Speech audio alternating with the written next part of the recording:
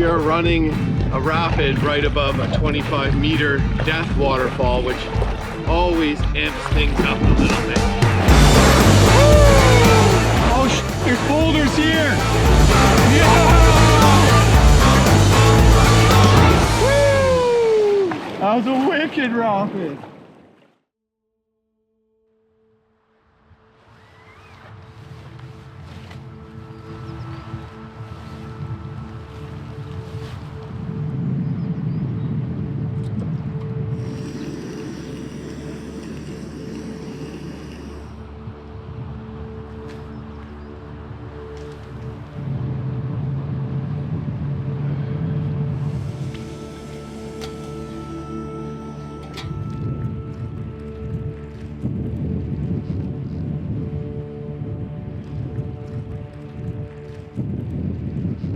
How much caffeine? Really strong.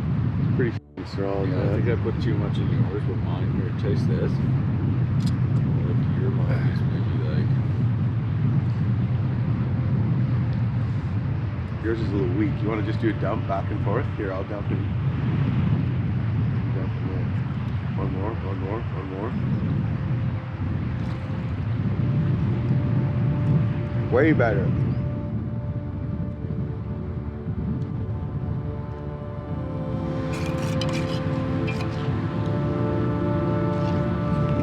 Once again, we've come to the part of the morning where I enjoy my bacon sandwich sans bread. It's like a bacon sandwich with bread, except you don't get all the carbs from the bread.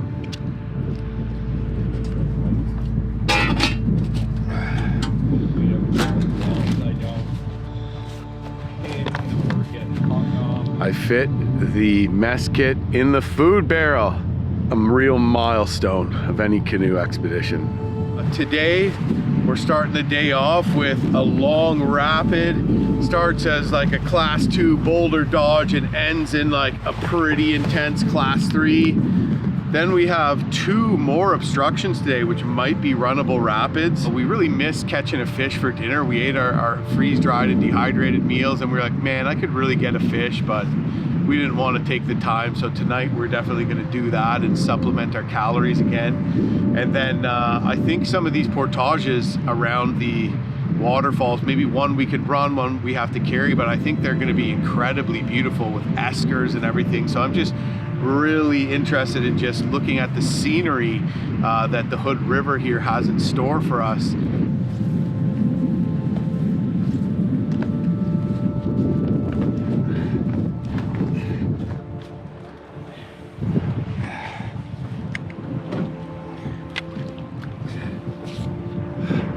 Okay, we are about to run a long boulder strewn rapid. The last part looks like a challenging class 3, but definitely the biggest whitewater challenge of this trip yet. Hopefully you see me down there with the open side of the canoe up.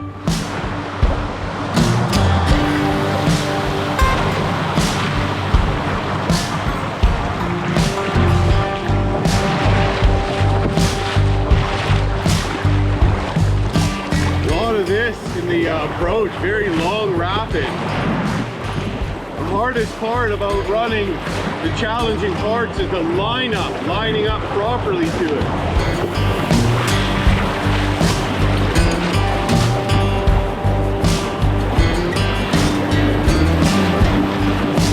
All right, here we go.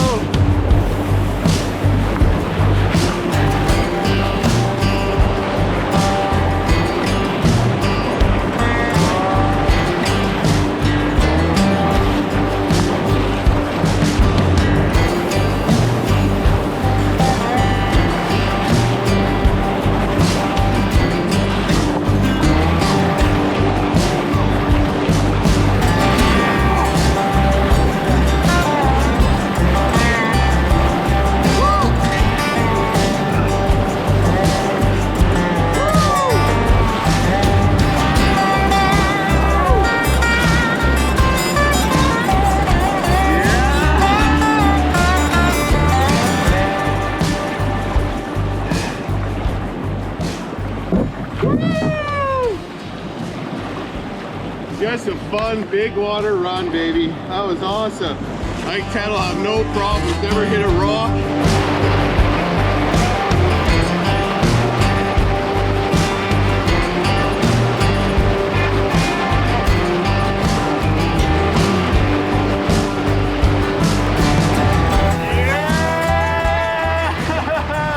How was that? That was awesome. Boat performed great in the big waves. Flex helped. I was able to kneel pretty good. I got the skirt done up. And yeah, a lot bigger.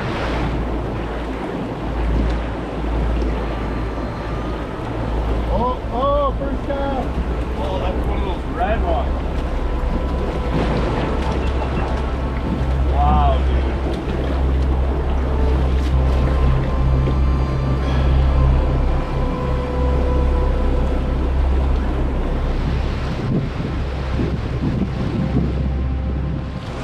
Okay, well, on the rapids, super fun, some big waves. Took in a bit of water, but no problem. And then proceeded to land a bunch of beautiful trout. Now we're back on the river. We have some swirly currents here and potentially some class 2s as the river takes a tight bend around this corner. Could be a 3. But I don't Really? think so. Anyways, yeah, just awesome. Looks like the day's getting nice, some high pressures rolling in. It's not, looks like the heat wave has ended, and as nice as it was to have some warm weather, it's much more tolerable. Gorgeous canyon pouring in here. Very awesome, beautiful, inspiring country here with these huge hills and eskers. And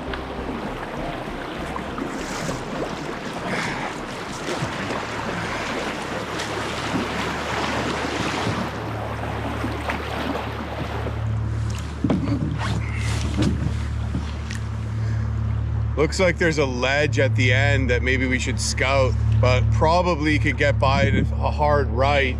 Looks like there might be something pretty interesting at the end that potentially could dump you. I'm gonna try to run it down on the right. Potentially we should be scouting this. Nah. Oh, there's boulders here.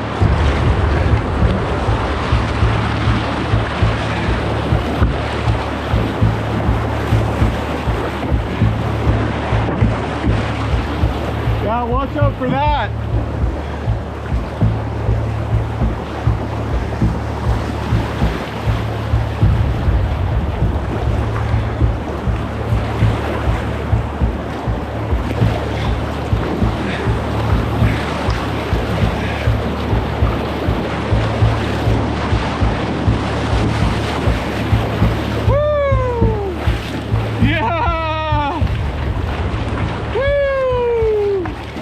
That was a wicked rapid.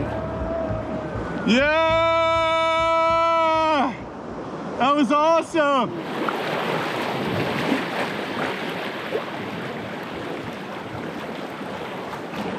You know what? Having the low volume upriver is making some of these rapids that would be class 4s downriver runnable. So in the end, maybe it wasn't so bad, but we'll have to see how she goes. I mean, this broad sweeping country is just sensational around here.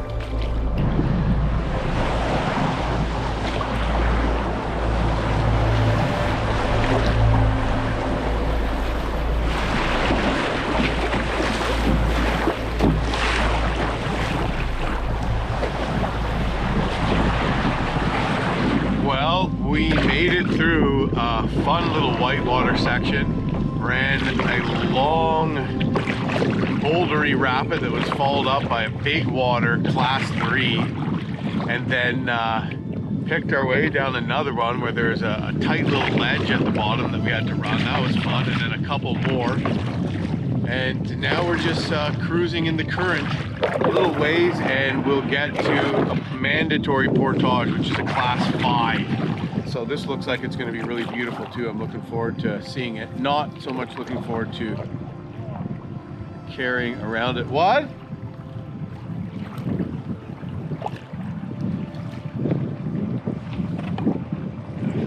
I thought Ted said he saw him. Oh, He said he saw a musk rock. So a musk rock is when you think you see a musk ox, but it turns out it's just a rock. Well, we are just pulling up to a portage around a crazy set of waterfalls. Looks very beautiful. Looks like it's gonna be a long portage though, unfortunately.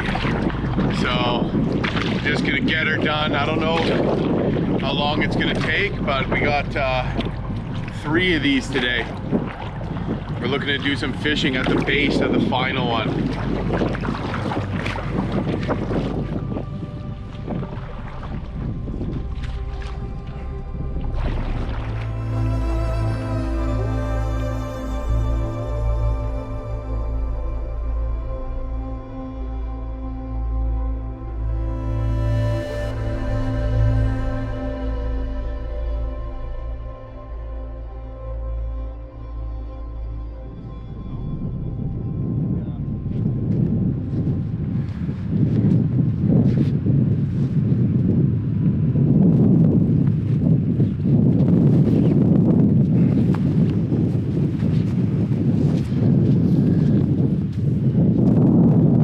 Sometimes you see some stuff out here and you don't know where the heck it came from.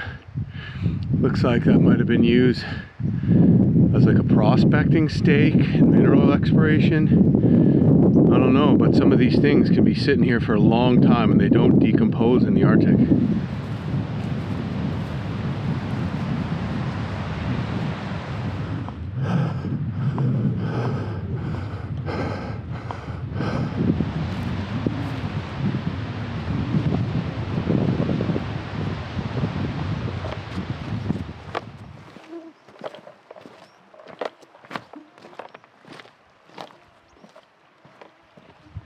Here's what the other side of the Portage trail looks like. And that was a long portage, solid, I'd say just under a mile in meters, probably 1,300 meters. Anyways, gotta go back for the canoe. No time like the present.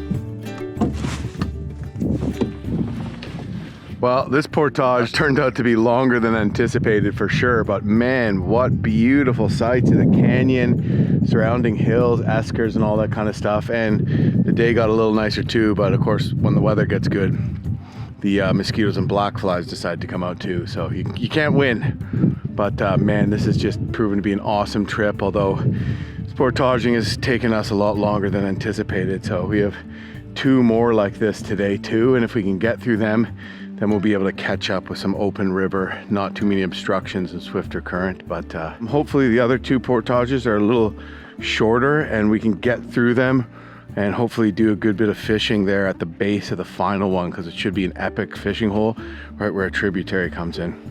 We'll see though.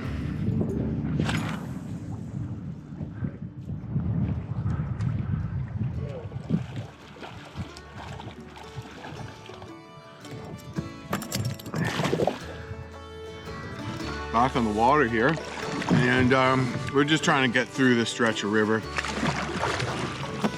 The length of that one was deceiving how it looked on the map. You have to go way up a big hill, beautiful views, but it took a while. This is awesome though, I'm loving this trip. I'm a little stressed of feeling far behind and some challenges with the low water conditions. And challenges with the canoes, as in Ted's boat, being a packed canoe and not, being able to handle as much abuse.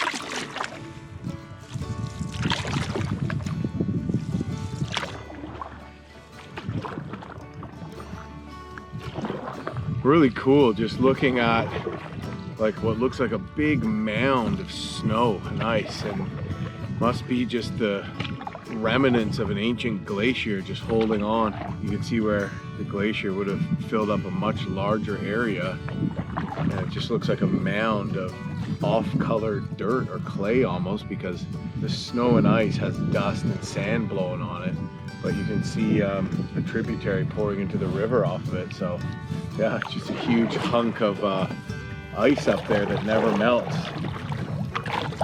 and just I'd say definitely the remnants of what was once a massive glacier. Okay, well, we are on a hiking along this sandy esker that looks really cool. Where the runoff comes, it's just like these canyons and like sand dunes, and looks like something out of like Lawrence of Arabia.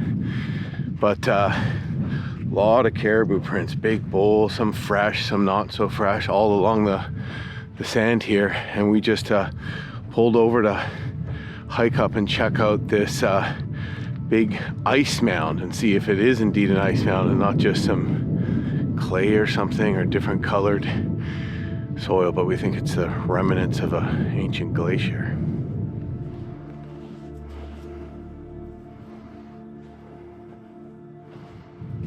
Well, we've climbed up to this thing thinking maybe it was ice, and it's not. It's some sort of like crystallized clay deposit. Well, we thought maybe it was ice. It certainly isn't, but it's still pretty cool. It's like rock hard up here. So yeah, what's happened here is this is just an anomaly, this hunk of more harder packed clay soil.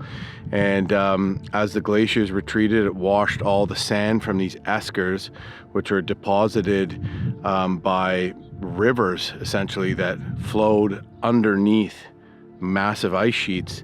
And as all the sand eroded away, this didn't erode away because it's harder packed soil. So this was slowly exposed as a chunk of soil, and you can still almost see like patterns of water have rushed over it. Much of that is rain and wind, of course, now, but yeah, pretty cool. I'm glad we pulled over to check it out, but we better get back to the canoe and get going.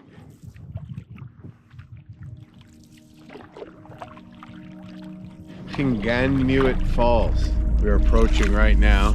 This one is like apparently a couple runnable, intense but runnable rapids, but from what I hear from the research I've done on this river, you don't want to run them because they're immediately followed up by a giant waterfall that is just something like 25 meters long. So if you were to dump, you couldn't, you might not get rescued, might whip over a falls to a sure death, and minimum your canoe would go over and be smashed to bits. So we're probably going to run them. Just kidding. We're going to go have a look. Maybe we can line them because it's low water, but probably we're going to be doing 2 more portages here.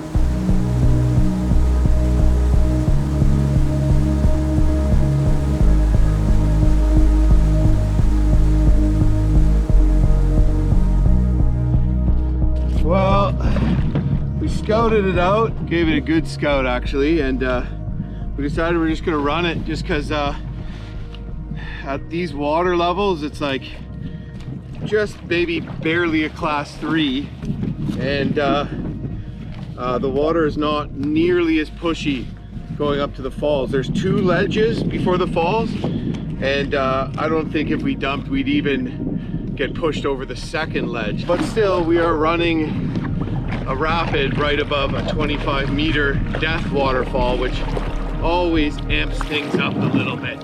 The hardest part to this is going to be turning into it, I think, just the very top.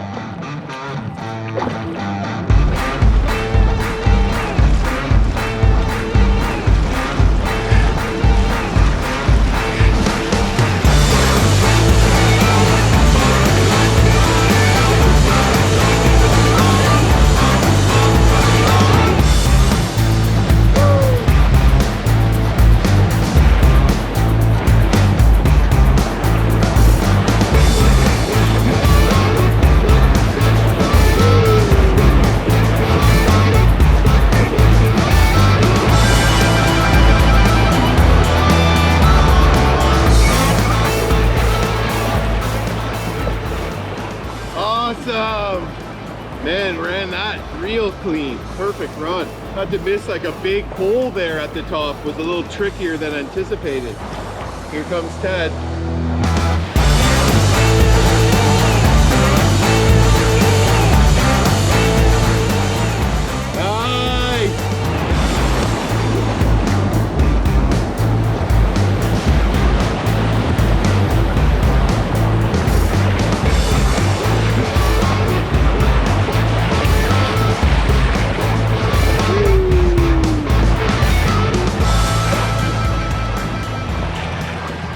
Coming up, we have a portage around a 25-meter falls, which is huge. My notes say Inuit portage right, falls. The beauty of these 25-meter falls is breathtaking. Just don't go over them. Okay, noted.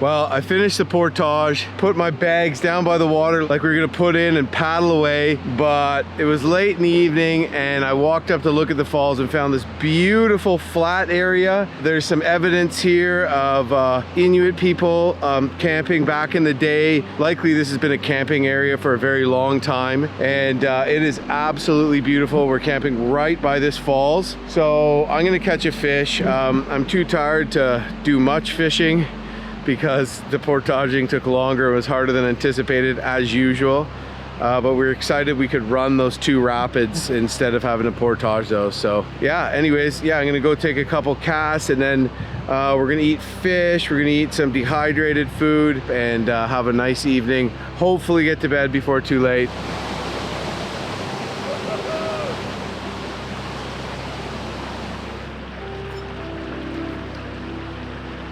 That is a thing of beauty right there. Look at that. But it's a little too big to keep, so I'm gonna let that beauty go. Well, I'm heading back to camp. I think the one Ted caught will be enough.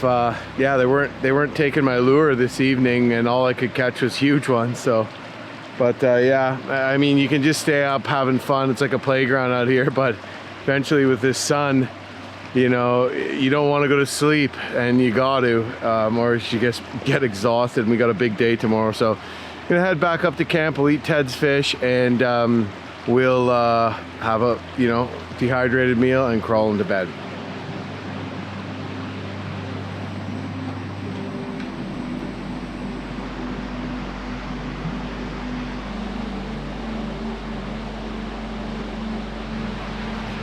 So today, Ted's cooking up the trout, and on the menu for old Jim is some Moroccan chickpea stew. So, Moroccan chickpea stew, it's actually a vegetarian dish. Really delicious. But first, we're gonna start with a cup of 5-minute rice. What do you think is a cup?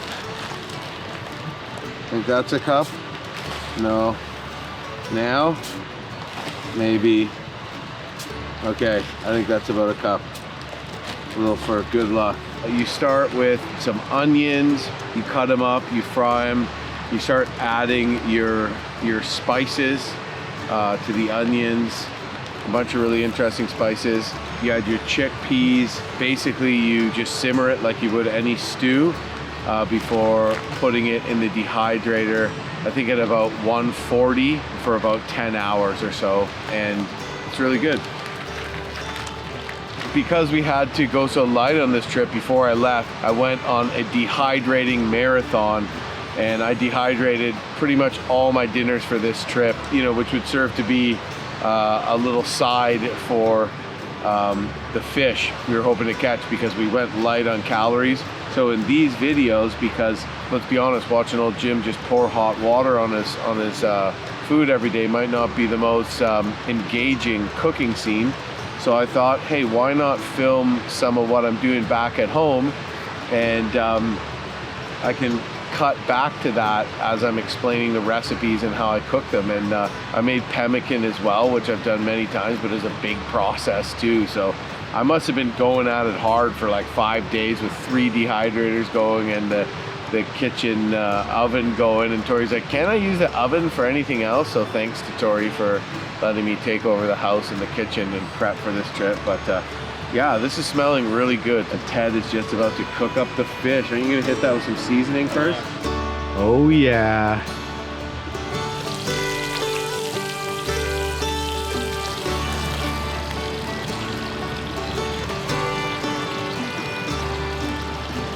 Well, the fish is done. I'm gonna check in on my Moroccan chickpea stew. Whoa, that's a lot of food. Oh my God. It really expanded. Doesn't that look civilized? That's gonna be on the front cover of Backcountry Food with Jim and Ted.